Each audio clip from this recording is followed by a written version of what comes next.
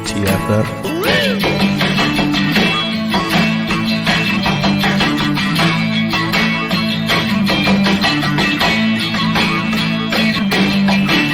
Once again, here's Drinking and Talking Fantasy Football with your host, Jake Trowbridge and Dustin Lunt.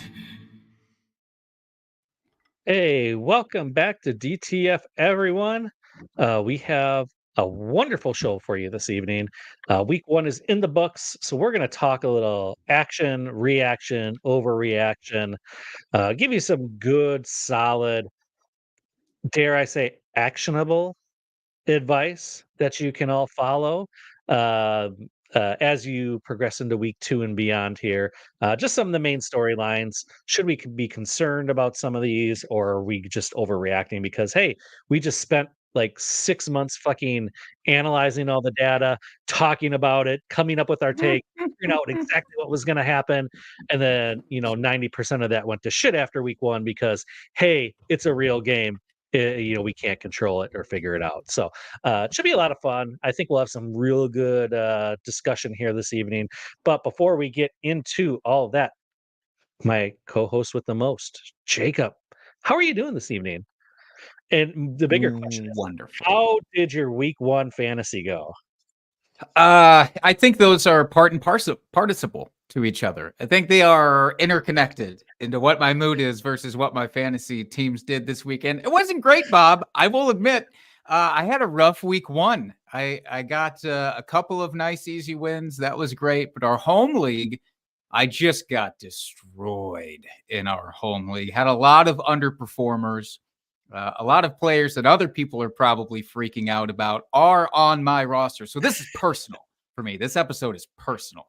So basically what you're saying is all the fantasy issues are because you decided to draft these players. Yeah, basically. They are self-imposed to an extent. So I can't cop out entirely from that. But even with that, it was great just to see the NFL back this weekend. We were doing some backyard viewing of Red Zone, which just pristine, perfect. So nice to see the Octobox make an appearance this weekend. That's what I've been waiting months for. So that was great. Well, how are you doing? And listening, I would say that and listening to the sultry voice of Scott Hansen all day long. There's just nothing better that makes my Sunday. I'm not gonna lie. When he said that witching hour quote, it got me feeling all sorts of ways. Yeah. Yeah, my fantasy weekend was not great. I think I took an offer across all my leagues. Wasn't great. Injuries. I found out that I have more investment in players than I thought. Not that I'm in like a ton of leagues by any stretch of the imagination, not in like 30 plus leagues or anything like that. So it's pretty manageable, but yeah, found out that I have not a wide portfolio. Let's put it that way. I definitely was more invested in players than I thought, which is going to hurt now, but maybe come end of the season down the stretch is where I'll make my hay. We'll find out.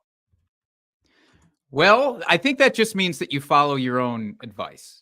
Right? You're not investing in just random characters out there. You're getting your guys everywhere. So that's something. And when they inevitably turn it around, as we'll talk about with some of these guys later on, you will feel that much better because it will be happening everywhere. So you got that. That's right. So yeah, let's get into the show here. Let's not keep our people waiting. First things first, what are we drinking this evening? You brought over this lovely cocktail here, and I'm curious to hear what it's all about, what's in it. It smells delicious. I thought so. So I get into these kicks every once in a while. I'm not a big soda drinker per se, but I'm a big old slut for root beer and cream soda. Those are my sodas of choice when I do indulge. And I made myself a little bourbon cocktail using Sprecker's cream soda this past weekend, and just a little bit of cherry, a little bit of that maraschino cherry flavor as well. So it's like a cherry, vanilla, bourbon cocktail. I love it. What do you think about it? It is delicious. It's delicious. I mean, you could smell the vanilla, but I wasn't sure if that was what that was in here. So, yeah, this is delicious and dangerous. I have a feeling this is going to be a very dangerous cocktail. You can only have a couple of them. before your night is over with. But yeah, this is very good. There's a lot of booze in this, but I don't know that you can necessarily taste it. So yeah, dangerous but great. It's a win-win-win Almost all around. that is true. It's almost as dangerous, I think, as this drunk trade. That dare we get into that? Yeah, let's do it. Drunk, drunk, drunk, drunk, drunk, drunk, drunk, drunk, drunk, hammered, drunk, drunk, drunk, drunk, drunk, drunk. Drunk trade of the week. All right. So I pulled this one from where else? Of course, from Reddit, and purposely wanted to talk about some of these fellas that did not Oh, make I an thought appearance. Yeah, go ahead. I thought maybe you pulled this one because of the username. Well, yes, also that. This comes from Reddit user Ann L. Beads, by the way. I'm not going to say that any faster. I'm going to make sure to emphasize each character in that, but wonderful username. But this features a lot of players that I wasn't sure if they would be in our show sheet later on or not. And they weren't. Mhm. So I figured, all right, this is a great time to talk about some of these characters up front. But this is a 1 quarterback, 12 team dynasty league from Anne. On Memorial Day weekend, they sent an offer of Garrett Wilson, Isaiah Pacheco, and Rashad White in exchange for Jamar Chase. They say Wilson's QB situation scares me. I'm with you. And deep at running back, and think both those guys, meaning Pacheco and White, could be replaced by next year. Truly's and the good doctor, that is Dr. McGillicuddy's, gave me the courage to pull the trade. I know I likely overpaid, but want the upside of Chase's 12 receptions, 145 yards, 3 touchdown weeks. They say Wilson could do that, but we haven't seen it yet. Well, we still haven't seen it after week 1 for Garrett Wilson, but we didn't see it from Jamar Chase in week 1 either. Now, obviously, it's only 1 week. This is a dynasty trade, but let's talk about the wide receivers first. I mean, just comparing those two guys in dynasty, how far away do you think they are in value? I would have to pull up my ranking. I think I got Chase like 3 or 2 or 3 overall in Dynasty, and then Wilson's probably like 6 or 7, somewhere right around there. They're fairly close. I mean, when you're within the top 12, that's all kind of relative. But yeah, I've got them fairly close together. What about you, Jake? Yeah, it's a few more guys probably in between Chase and Wilson for me. And a lot of that does just have to do with, I think Aaron Rodgers is going to be there longer than I want him to be there. So that's why I feel Ann on that topic of conversation. But I think most importantly, then we have to decide, are Pacheco and White enough to make up that gap? Now, for me, I'll just tell you they're not. I would rather have Chase here, which is who they got in it. So I follow their logic to a T. Do you think that that's an overpay, including both of those running backs? I think it's a slight overpay. I don't think it's egregious by any means, but I think if you want to get elite talent like Jamar Chase, that's what you have to do. If you feel like you are deep at running back, which Ann says they are, then yeah, pull the trigger. I'd be curious to know who their other running backs are if they're willing to give up Pacheco and Rashad White, considering both of them were top 10 running backs last year. Uh, but I don't hate this trade. I think this is what you have to do. I don't hate the logic here behind Ann, where yeah, Pacheco, Rashad White, I mean, they're fine. They were good, but I know we've had differing opinions about Rashad White on this podcast. And I really like him for this year, but yeah, after that, who's to say that they don't spend up on what is going to be what the experts out there tell me is going to be a very good running back class this next NFL draft. So, uh, opportunity for both teams to reload at the running back position, especially KC always are going to be at the back end of the draft there. So, yeah, and not have to pay these guys outside of the rookie contracts. I don't think that's a bad move. So, team wise, so I see where Anna's coming from here. I don't hate the trade. I don't think it's bad. But I think that's kind of what you have to do. It's the going rate for Jamar Chase. I think it's great. And if this is the kind of trade where you just need that little bit of an extra push, one truly, or I don't know, cherry Dr. McGillicuddy's. I'm more of a peppermint kind of McGillicuddy's guy myself. But if that's what you need, yeah, I think that's the wise thing to do. Too often we try to win trades. We're like, all right, I'm really going to try to nickel and dime here. And it just doesn't ever work for a guy like Jamar Chase. So I applaud you for it. And if that's your real name, Ann L. Beads, but I am a fan of that. I'm not a fan of Rashad White even more. After week 1, I do got to say, so unloading him at the right time, in my humble opinion. But we don't have to talk about him now. We've got other guys that we want to overreact to. Or appropriate react. Whoever says we have to overreact to this. That's true. That's true. Other people might be overreacting too. Let's put it that way. Yeah. So, yeah, I'll start us off here, Jake, talking and see how you're reacting to this. So, NFL kicked off Thursday night. Kansas City Chiefs, prime time. You gotta love it. Xavier Worthy comes out and just balls out, super involved in the offense. You can tell Casey actually had a plan for him, and maybe this was partially just the game plan coming out in week 1 here, where they had time to really plan out their opening few drives. This real, first game here. But looks like they may have found their Tyreek Hill replacement here finally after a few years of trying to hit it in the draft with different players. Is this the guy? Is he finally the Tyreek replacement that they've so desperately needed on this offense to really keep them dynamic? Or am I overreacting to this game? I don't even know if you're overreacting, but I want to be careful in how we refer to this guy as a Tyreek Hill replacement, because Tyreek Hill was seeing monster usage when he was back in Kansas City.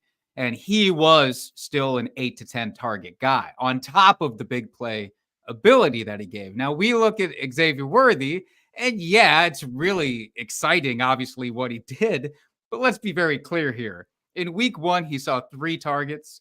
He saw 1 rushing attempt, 4 attempts at the ball in the entire game. Now, he happened to make the absolute best out of those situations and end up with 2 touchdowns. I think a little of that is still defenses not understanding who this guy is and how the Chiefs want to use him. So I think it was a little caught off guard.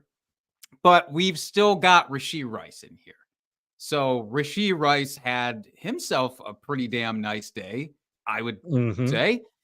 And his usage was more of what we expect out of like the true number 1 receiver on the team. And then, of course, Travis Kelce is going to be there for a bit. But, you're looking at 9 targets for Rashee Rice. Again, just a couple for Xavier Worthy.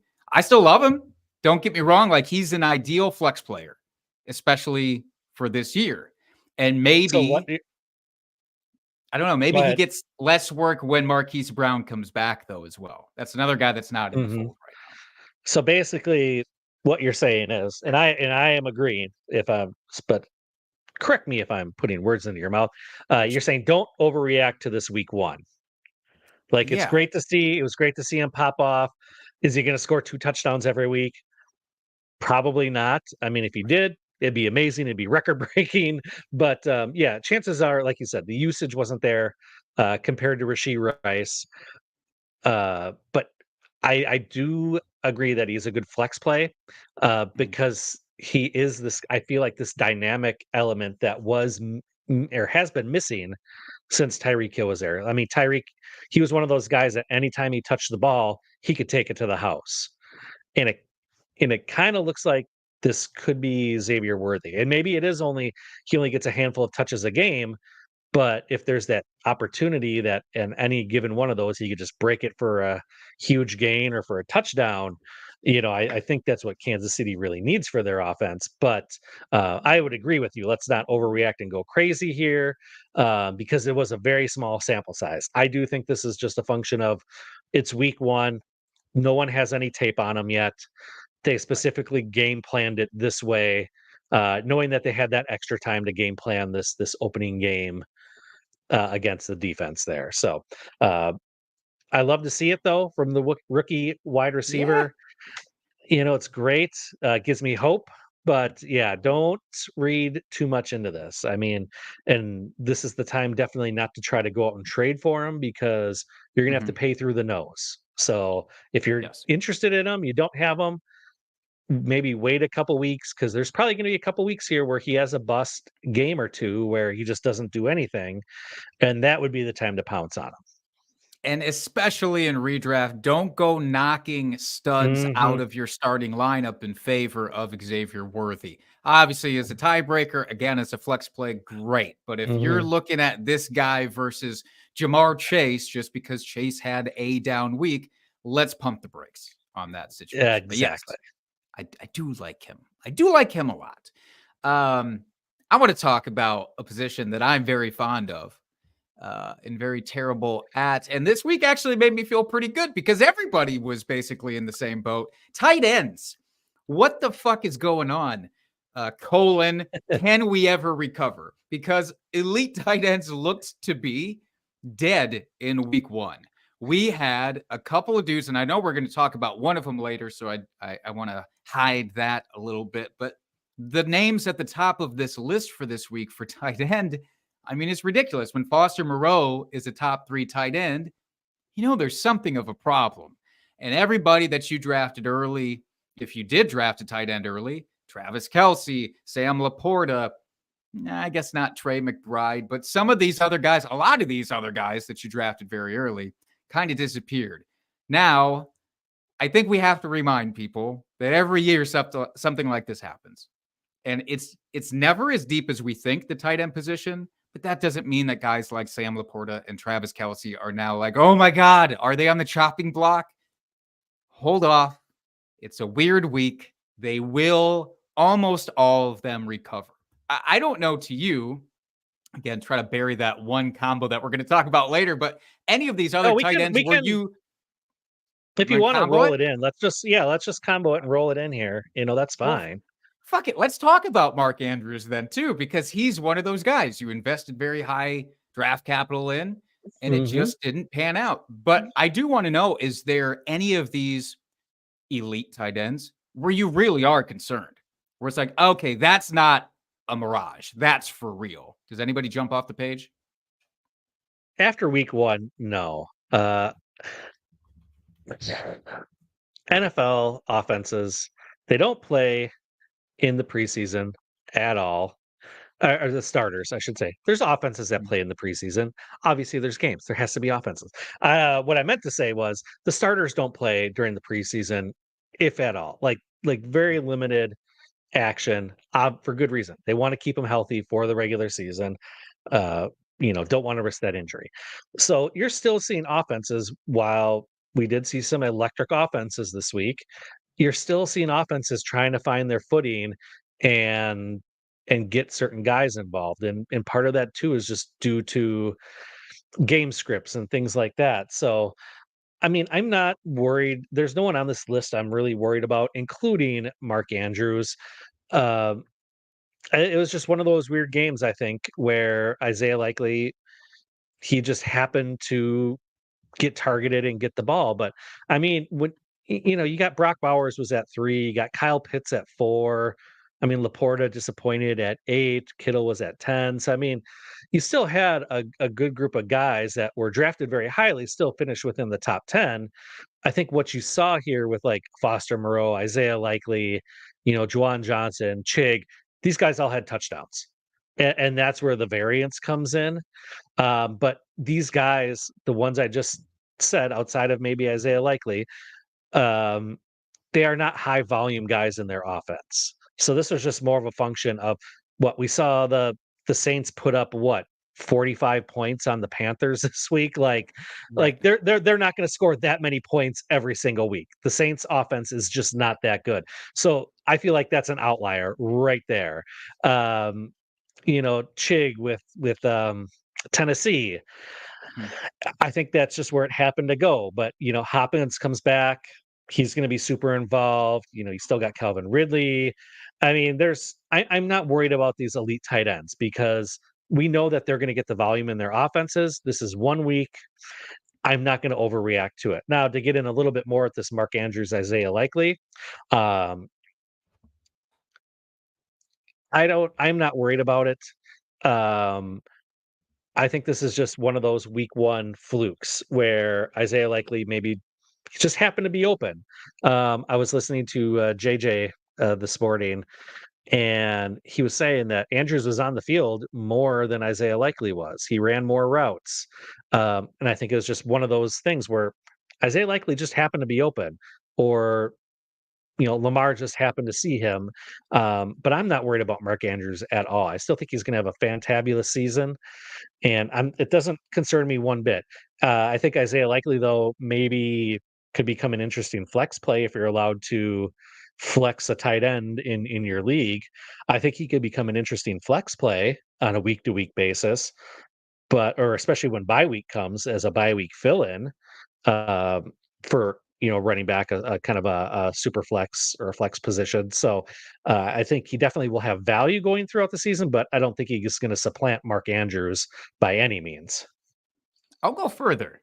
Not only is Isaiah Likely a good flex plays, Isaiah Likely can also be a starting tight end in your lineup. Both can.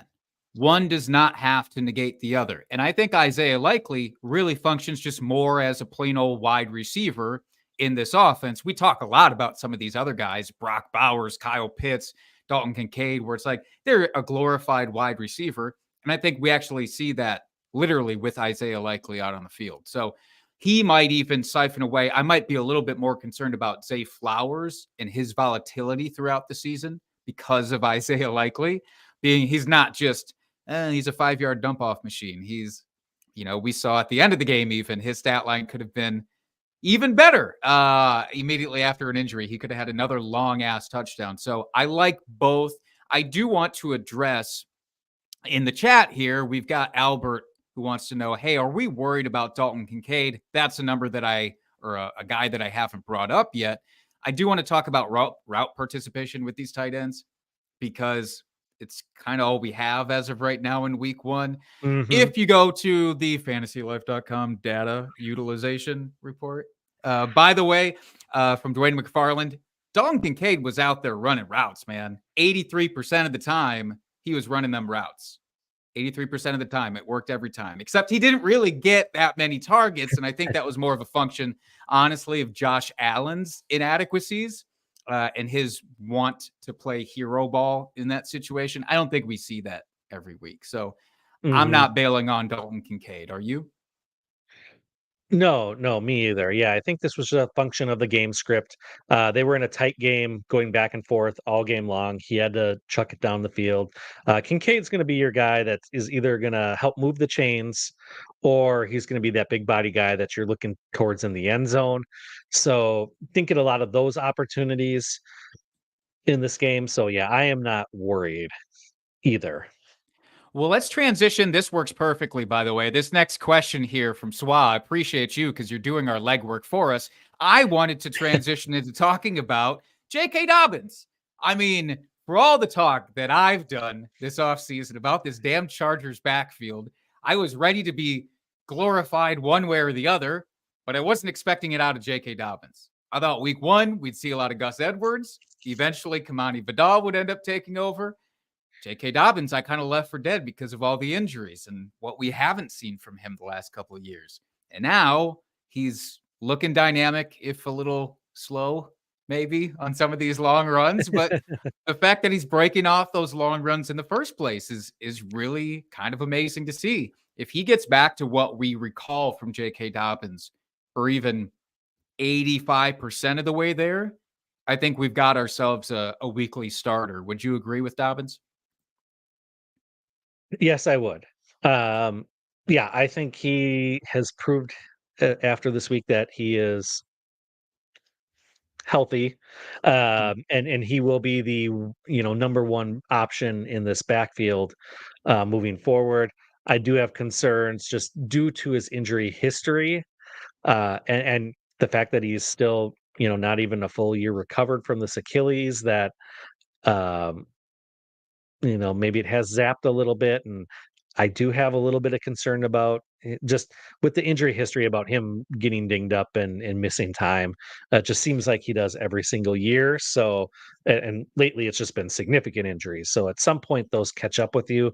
But as long as he's healthy and he's on the field right now, yeah, it looks like he's the real deal and he is the back you should probably be investing in this backfield. Yeah, play him until you can't. Play him until Hmm. he's too unhealthy to start, I guess. So I wanted to know, do we prioritize Likely versus him? And I mean, the easy answer is, hey, who do you need more? Do you need a running back more? Do you need a tight end more? I mean, that's my answer. They put their team there, their 10-team PPR squad in the chat. And based off that, they have Mark Andrews. I still don't love the Hmm. idea of picking up both of those tight ends and playing that stupid Same. back and forth game. Is that fair? Go with Dobbins then? Yeah, I feel the same way. Yep, All right. absolutely. All right. I love it.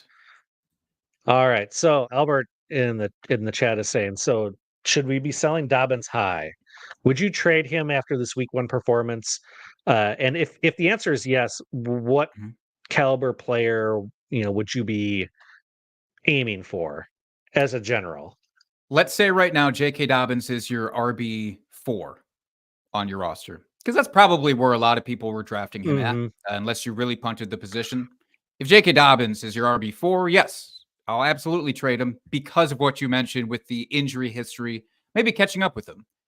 And I don't feel as confident as like, oh, it's Devin Achan, and that's the upside that you have every week. You have good upside, but not to that level. So yes, I would. What could you get in return? Hopefully, one of these underperforming wide receivers from this previous week. Maybe you could go for, I don't know, a Chris Olave.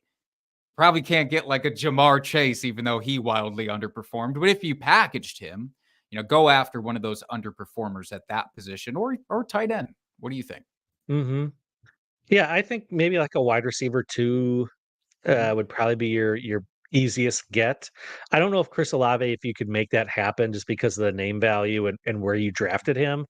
But if you could get someone's wide receiver to, um, uh, Like every name Devontae is Smith eluding me at level, the point. Jalen Waddle level, like that. Is that who you should be going for? That might be a little bit easier of a get, Mhm. but yeah, I would say in that mid range wide receiver two. Um, God, if I only had the internet up, I could pull up a list of wide receivers here.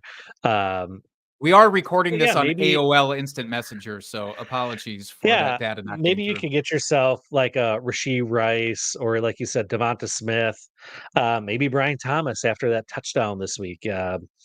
Yeah, so I think maybe George Pickens. Like those are the types Sure. of players that aren't like that top tier with the big name recognition, but like just below that, where like yeah, you might be able to, especially if a team has like Christian McCaffrey that is out probably next week and maybe out for a couple weeks, that might be a good target here to try to recoup some of that value.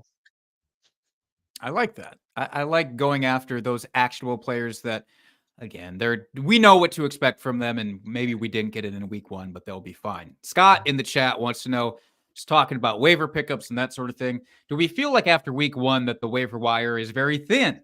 They don't remember it being this thin.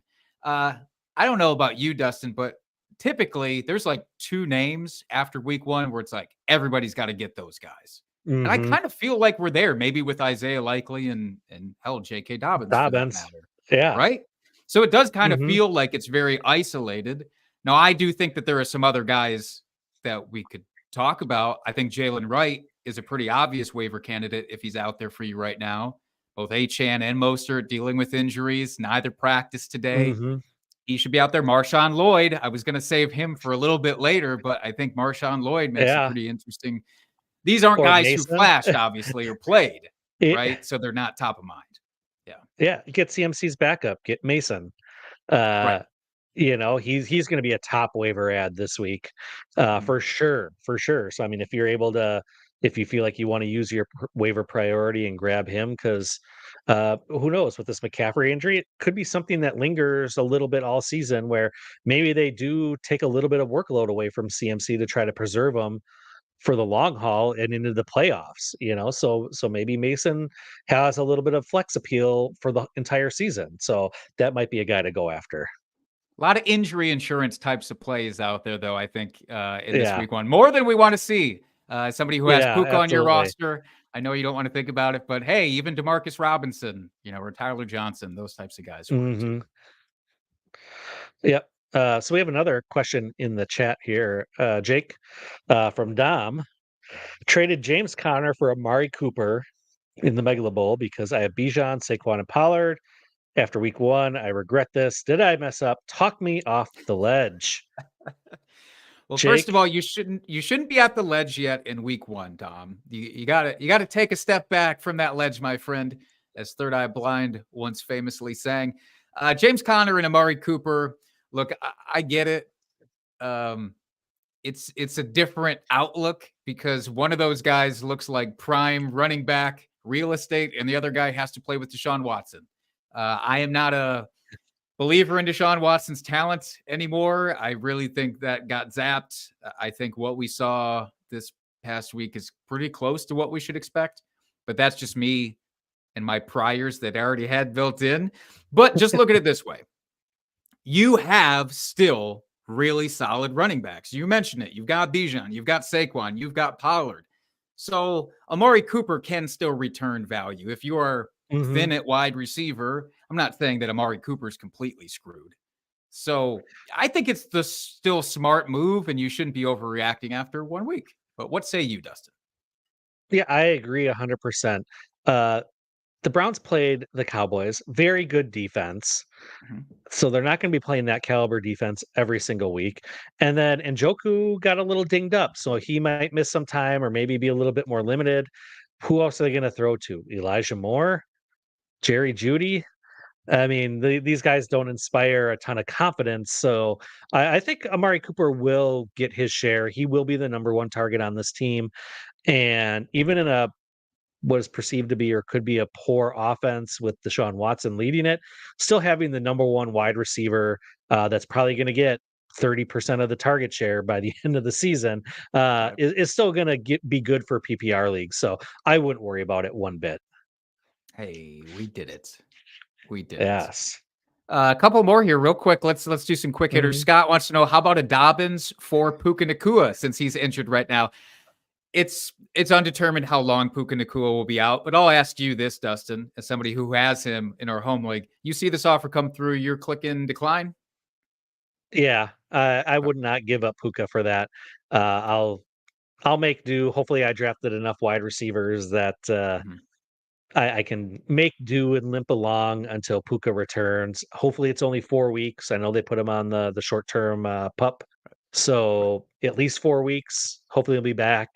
It's not too serious, but no, that for me, I would need another wide receiver in return.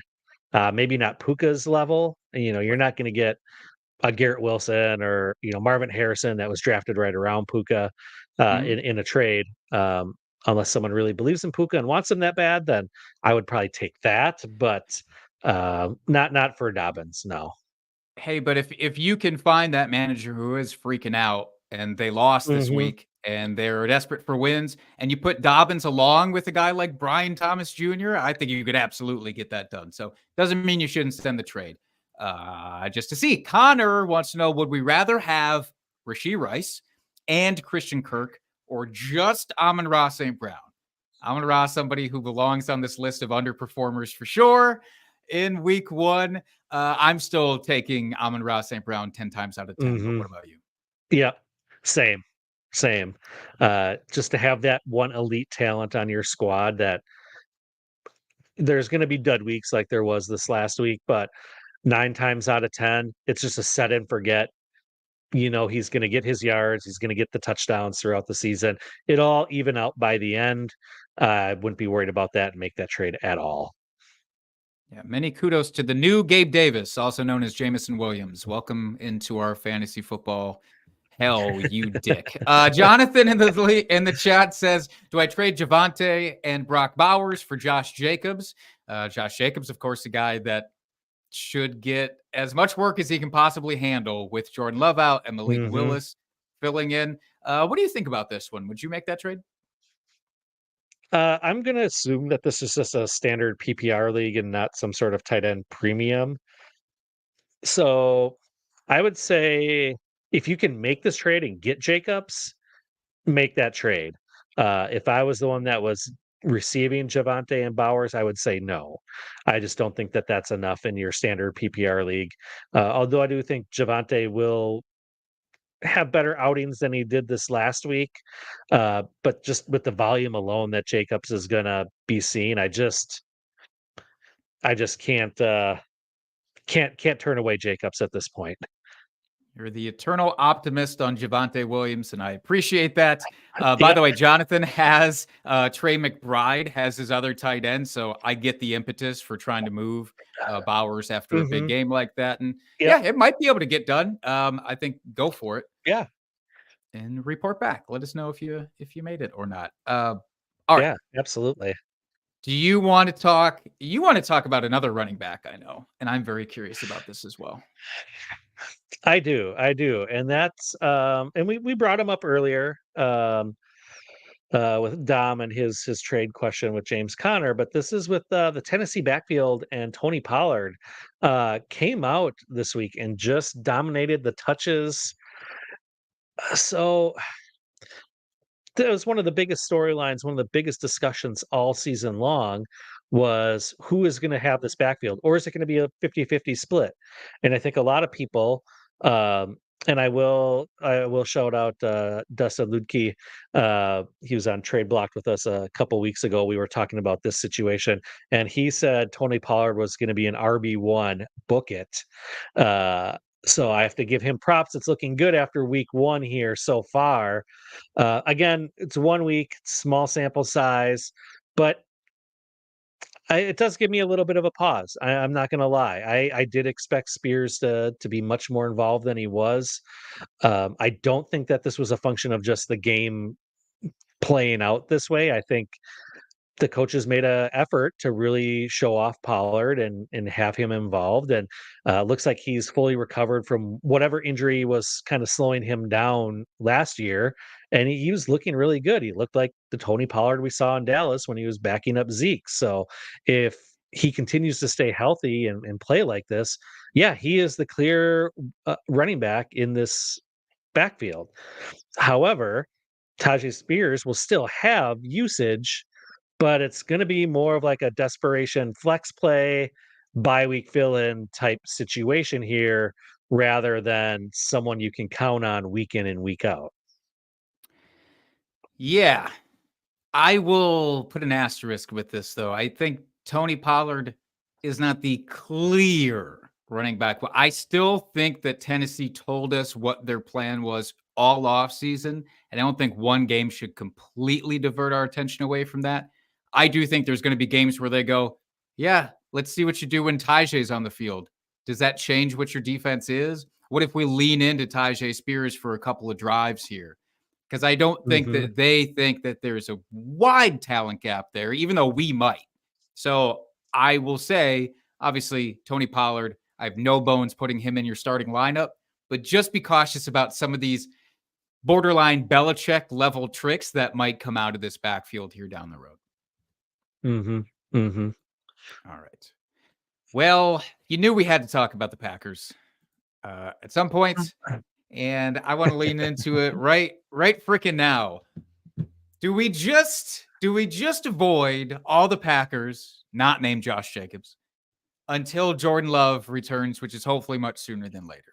So obviously we don't know the timeline for Jordan Love right now. Mhm. I mean, we heard from Matt LaFleur that I'm not even picking up another backup quarterback because we're just going to play it week Mhm. to week with Jordan Love. I don't believe that. I think it'll be 3 weeks minimum of Malik Willis, but the point Yeah. remains. Jayden Reed popped off, was the wide receiver one in full PPR formats in week one. Do you at least give him the benefit of the doubt, or do you give the benefit of the doubt to anybody else on that team, Dustin? Other than Josh Jacobs, I would be avoiding starting your Packers if you can, at least for this next week, to see how the game plan goes and who Malik Willis kind of targets in this offense. Is it going to be the underneath guy of Romeo Dobbs, who plays that more underneath role? Maybe could be more of a safety blanket. Is it going to be Tucker Kraft or Luke Musgrave as the tight ends? Again, kind of playing that underneath role. If the offensive line doesn't hold up, he has to get rid of it real fast. Could it be one of those guys? Because Jaden Reed, Christian Watson, those are more of your downfield threats. Not saying that, well, we thought Malik Willis had a cannon of an arm. That's one of his big things coming out of the draft a couple years ago, but, he couldn't lob a Hail Mary down the field at the end of a game last week. Not that I'm bitter about it or anything, but, Clearly. I just don't know how much he trusts the offensive line and if he's going to have time to be able to set up and throw those deep balls. So I Yeah. guess short answer, yes, avoid Packers for at least this week, other than Jacobs. But if you had to start someone, I would probably say Romeo Dobbs out of all of them, is who I'd be most comfortable starting. That's interesting. I would say don't drop anybody. If you No, have no, them on your definitely roster not. right now, at least give it one more week unless you're desperate. I Yep. would put Jaden Reed out there only because we don't know for sure yet if Marshawn Lloyd is going to be active for the next game, and they're going to need some benefits coming out of their backfield, like big time. And Jaden Reed, we know, can be utilized that way. He was a little bit even in week one. So, I think he has maybe flex appeal for you. I sneakily think it could be Christian Watson. So we're all over the place in terms of who we think the guy is going to be, which just speaks to how, I don't know, how rough it is to be a Packer fan right now. I think we're all hanging our hopes on different fellas. But yeah, Josh Jacobs for sure, and then wait and see with everybody else. I am Mhm. in on Jaden Reed. In my flex, though, this week, nobody else that I'm starting. So we All got right. that. Another question from the chat here from Jonathan: Is JSN worth dropping already? Hmm. I'm going to say no.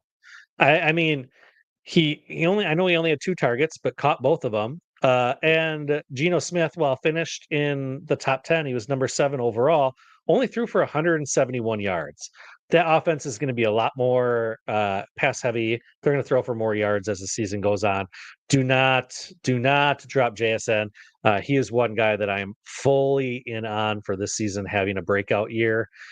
Just hold tight. Hold tight. Yep.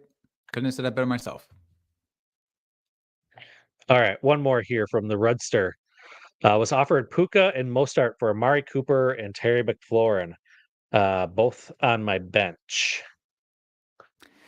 So you That's wait, was so you're not playing Amari Cooper or Terry McLaurin, which I understand. Terry McLaurin is a Mhm. guy that was going to probably come up in this next rapid fire session because wow, did he ever do terrible? And this is what I get for drafting for value against my own better judgment in my home league, by the way. But yeah, Terry McLaurin, I'm pretty scared to start. In fact, he's borderline droppable for me. I'd probably hang on for another couple of weeks. So Puka, if you're not starting any of those guys, if you can grin and bear it for 4 weeks and then have Puka come back after that, hell yeah. Mostert, Mhm. look, I don't know. I don't know how many startable games you're going to get out of Raheem Mostert, but we know what he can do. So it's worth the risk to me. I think this is very low risk, very high reward. Would you smash it? I would. I Okay. would smash this absolutely. We talked about Cooper. Well, yeah, he's going to probably rebound a little bit, but getting someone that's Puka's level, a first round draft pick, and Mostert, who will have games. I mean, he's going to pop off here. He's going to have games.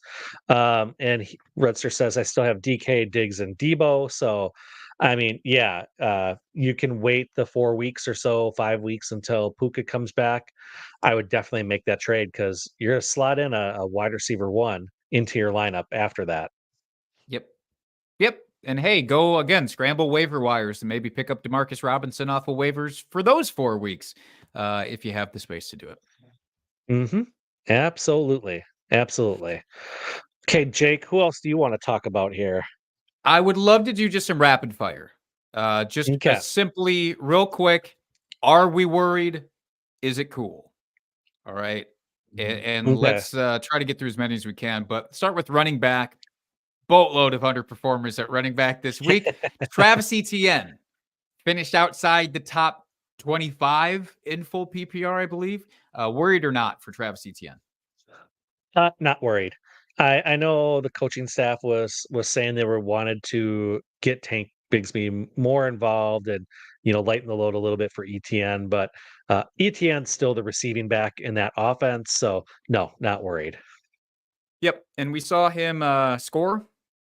And I think he had another touchdown called back, if I'm not mistaken, as well, Travis Etienne. Yep. So, yeah, I'm not worried about him at all. Don't freak out. Derrick Henry, or we're worried about outside of the touchdown that he scored. He gave up a lot of favor to Justice Hill. Are you worried about him?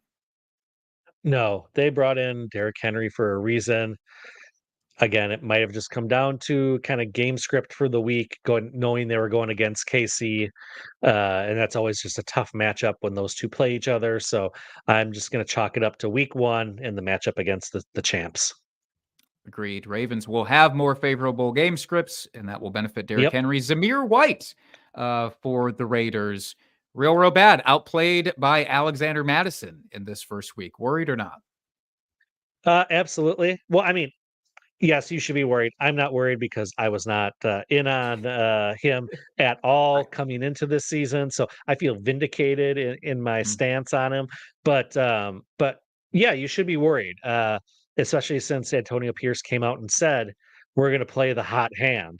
So based on what we saw this last week with Madison, it looks like he's got the inside track at the hot hand right now. So he definitely outperformed Zamir on basically every level. So, yeah, I would be definitely worried if you invested in Zamir.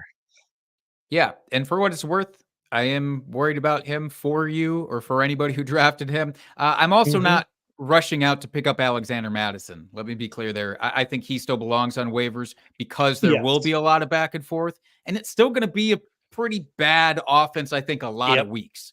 So week one was a Yeah. little bit of a aberration to me. Yeah. Thank Wide you for adding receivers. that. Yes, sir. Let's talk about Marvin Harrison Jr. We were both like, yeah, put him in your fucking lineup in week one. You don't draft him in the second round and sit him. And it turns out maybe you should have sat him in week one. But are you worried going forward for him?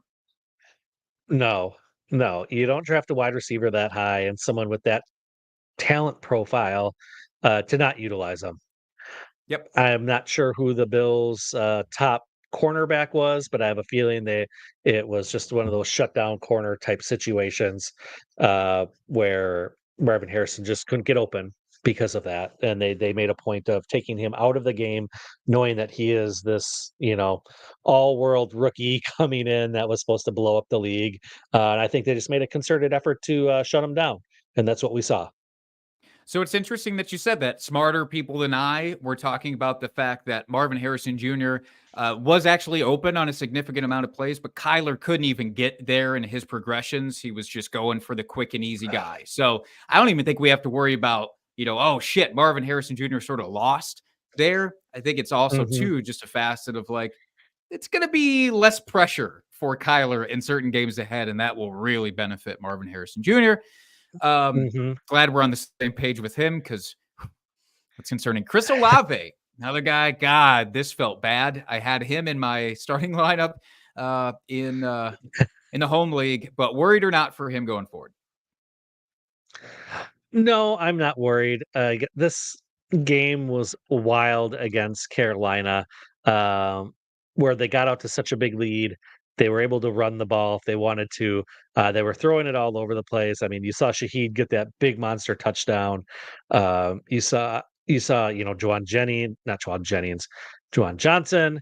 You saw Foster Moreau all be involved. Like, I think the Panthers were just such a bad defense and such a bad team that Derek Carr had the opportunity to actually look at it and throw to whoever he wanted to because everyone was so fucking wide open, where they didn't have to rely on just like, oh, I've got a pass rush in my face, get it to the guy I know is like wide open, and that's Chris Olave. Like, I'm not worried. Olave is going to get his fluke week. Yeah, the flukiest of all fluke weeks. Very rare you're going to go up by 30 on the opposing team before half. So Mhm. I just Yep. needed to hear somebody else say that, though. Thank you. Same for Drake London. I need somebody else to tell me Yeah. whether I should be worried or not. It did not look good for Kirk Cousins, I will say. A lot of that, I think, had to do with TJ Watt, which we were just mesmerized and disappointed again, because we always have to relive that draft night where the Packers passed on TJ Watt. But Yep. for Kirk and for Drake London going forward, better days, or are we scared? There should be better days. They're not going to be facing such a staunch pass rush like they did against the Steelers.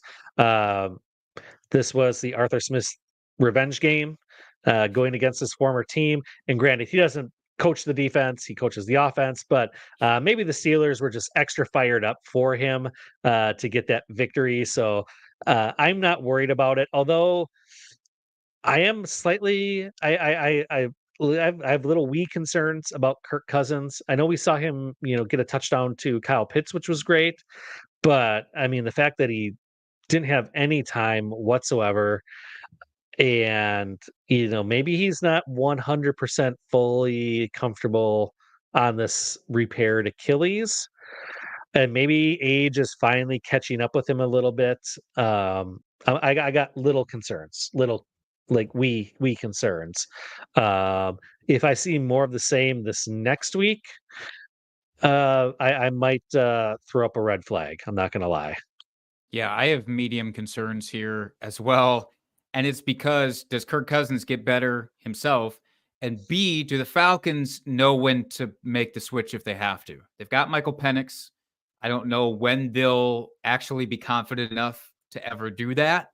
Probably won't be in the first 8 games. And so it probably won't be beneficial for Drake London if Kirk Cousins looks the same way in every week going forward. So, Mhm. yeah, it's not great. Drake London might be more of a flex play than an outright, fringe wide receiver one that I was hoping for. But yeah, we're on the same page with him, sadly. All right. That's all I had for rapid Sadly. fire. Anybody else that you want to toss on there? I don't think so. Um, yeah, I don't think so. I mean, we could talk about disappointing players all night long. Let's be honest here. There's plenty of them to go around, but I do think we hit the highlights here, and gave the folks out there some good advice on if we should be overreacting to this week one All right. stuff Good. that happened. Well, let's move on to week 2 then. Let's do that. Yes, let's move forward. We got our starts of the week. We're back. We're doing it. We should have done it last week. I'm not going to lie. Going into week one, we should have had some week one starts of the week. I thought maybe it was just a little too easy just because, hey, you start the guys you drafted, they're in your starting lineup. No issues. But we're back now. Start of the week for this week. So, Jake, why don't you give me your start of the week first here? I'm going to do it. And if we're going to do it, I'm going to do it with a bang. And I say, move out of the way, pass Jake. I'm not going to be scared off based on all the wrong calls you've made at the tight end position over the years. Instead, I'm going to vindicate myself with this start of the week of Colby Parkinson, tight end for the Los Angeles Rams, going against the Arizona Cardinals. It's not just matchup based, although the Cardinals do have a tendency to be pretty favorable when it comes to opposing tight ends. But it's really more about Colby Parkinson's usage, which was insane. The guy basically did not come off the field for them. He was the guy that's been filling in for Tyler Higbee. I think he was running a route on like 85%, I want to say. Save me, Dwayne. How many was it? It was a lot. It was, about 85% of the time he was running a route. So he's not a blocking guy. They have Puka Nacua, obviously sidelined for the next few weeks. It can all fall to Demarcus Robinson and Tyler Johnson. They'll absorb some of it, certainly, but I think we see a lot of the tight end work in here. So Colby Parkinson, I think, is set up for a pretty solid shot at top 8 tight end potential here. Mm-hmm. Absolutely. My start of the week here is Najee Harris going up against Denver. We saw what they did this last week. Were pitiful against the run. And Najee, while he didn't have a statistically great week in week one, he did outtouch Jalen Warren basically across the board. Uh, out snapped him 2-1. Rushing attempts had 54%. Jalen only had 5. They both saw 9% of the targets. So I mean, Najee Harris after week one is the lead back in here and going up against a soft Denver defense. I think you'll see him put up some good fantasy points this week. Agreed. Firmly agreed. Can't wait to revisit those next week. And look at all those magical points that we got for everybody in their lineups. We do have a couple of questions in the chat. Do we want to hit these here on our way out? Yeah, absolutely. Let's do it. We've got Elias in the chat said, would we trade CeeDee Lamb for Devin Achane and Cooper Kupp? In a vacuum at the start of the season, this would have already been close, but I would have went with the Achane and Kupp side. But with all the recent developments, I lean even further towards that side. But what about you? Yeah, I mean, I think it's still close for me because you just saw CD. I mean, he's going to have his weeks. Again, week one, I'm not too concerned, but I like what I saw from Achan, and then with Cup being the main guy now that Puka's going to be out for the next month at least. Yeah, I think you've got a wide receiver one and a RB one, and you're going to be getting more points between the two of them than you will for CD. So for sure, go for it. 2 potential week winners for the price of one. I love that. I love a good deal. You know that. Domo in the chat says, I was offered Marvin Harrison Jr. for Devontae Smith. Thoughts? I have Kyler and would like the stack before he pops off. We talked about Marv earlier on. We both think that there's much better days ahead for him. To me, this is a slam dunk. Is it the same for you? Yes, absolutely. Take Marv. Take Marv. Yes. And run. If we weren't clear, yes, take Marvin. Yeah. All right. And now the one last thing we got to do here before we get out of here, it's our weekly beer bet. And or shot bet, whatever you want to call it. And Jake, because it's week one, and I've so thoroughly dominated you last year in our weekly bets, I'm going to let you pick this first one this week. This is just classic rage baiting here by my co-host, just and disinformation as well. Just really trying to overhype your previous accomplishments. But fine, I'll go with it. I will give you the opportunity because I think the underrated thing here is a lot of the times it's nicer to be able to choose on the other side of it than choose the initial bet. But I look at this slate. There's some pretty interesting options. For anybody that this is your first time hearing this type of thing, by the way, we like to go matchup versus matchup. So team versus team, find a player from each of the teams playing against each other and pit them against each other for the beer/shot bet. And I think I want to go with San Francisco versus Minnesota. And I want to talk wide receiver versus wide receiver. Now, this might be a bit of a disadvantage because we don't know CMC's status just yet. But I want to talk Deebo Samuel versus Justin Jefferson. And I want to talk, let's just do full PPR fantasy points. So PPR points, who would I take? Deebo versus Justin Jefferson in that matchup. Correct. With possibly CMC being out. Because it's Deebo. You know what? Give me Jefferson. I got to take Justin Jefferson. I know this defense is going to be way tougher than what Minnesota faced this last week against the Giants, but I do think JJ will still get his targets. He's a guy that can take one to the house at any time. He's got that talent. I think even if CMC is out, there's just so many other mouths to feed in that San Francisco offense. With IU, you still got Kittle. Jordan Mason was great last night. So I give me Justin Jefferson in this matchup. I like that. Harder than it seemed, though, on the surface. I'm a little worried if you watch Garrett Wilson go against the 49ers. It was even a little bit rough sledding for Garrett. So I think this will end up being very close, but I'm glad we got that one in the books.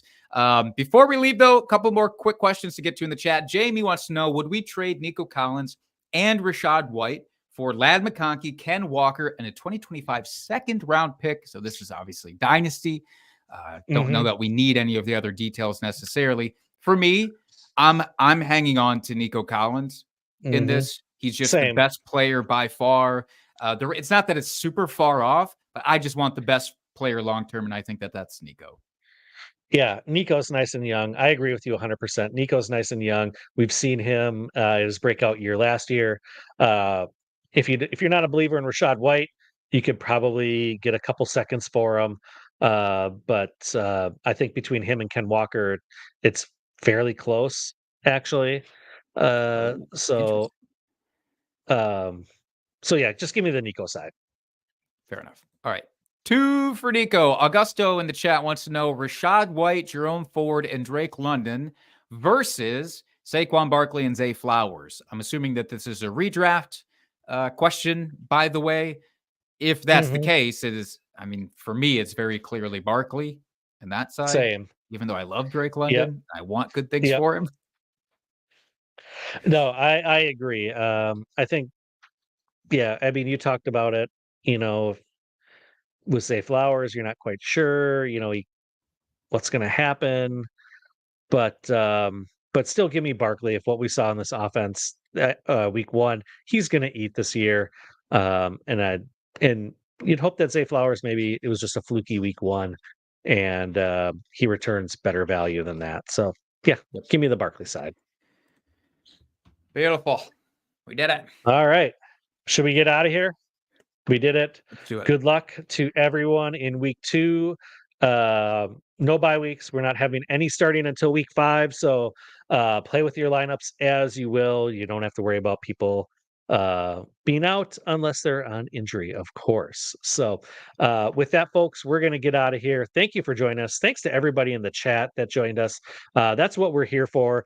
We would answer questions from you guys all night long if that's what you wanted and kept us busy in the chat. That's what we're actually here for, to answer those questions right here and now for you. So by all means, join us every single week. Join us live on YouTube. We will answer those questions if you have them. You can jump on the waiver wire early, joining us on Tuesday evenings, getting those questions answered. So be sure to do that. But if you don't and you're an audio only, make sure you're following and subscribing to our podcast as well. And with that, we're going to get out of here. Thank you for joining us, and keep drinking it and talking fantasy football. Cheers, FFers.